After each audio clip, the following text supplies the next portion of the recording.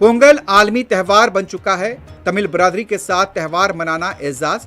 वजीर आजम मोदी का खिताब, अवाम को दी मुबारकबाद।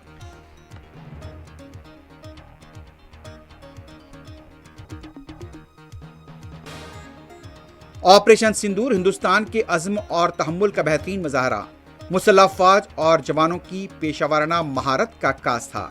Army chief general Upendra Dwivedi का एनसीसी कैडेट से खिताब।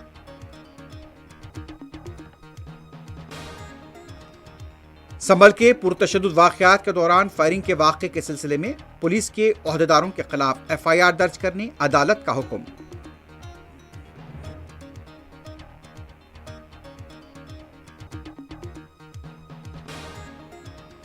खंजीरों को करीब रखा जाएगा तो लोग करीब नहीं आएंगे। बीजेपी के लीडर गिरिराज सिंह के रिमार्क पर तनाज़ा।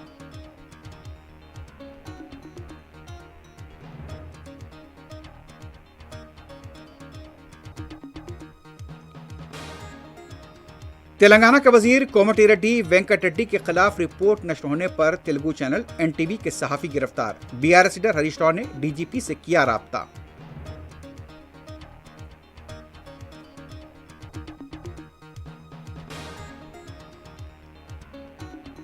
हैदराबाद कुकटपल्ली राजीव गांधी नगर में गैस फिलिंग के दौरान धमाका, सिलेंडर फट पड़े, जानी नुकसान नहीं।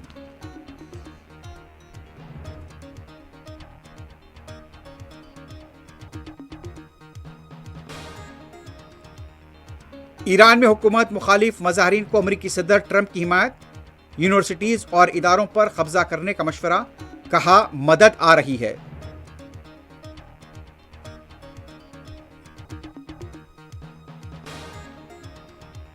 ट्रंप और नेतन्याहू ईरानी अवाम के कातिल हैं। ईरानी कौमी सलामती मुशीर का इल्जाम। ईरानी फौज इसराइल के साथ 12 रोजा जंग के मुकाबले आज बासलाहियत है, फौजी कमांडर का दावा। और थाईलैंड में चलती हुई ट्रेन पर क्रेन गिर पड़ा, 22 अफराद हलाक।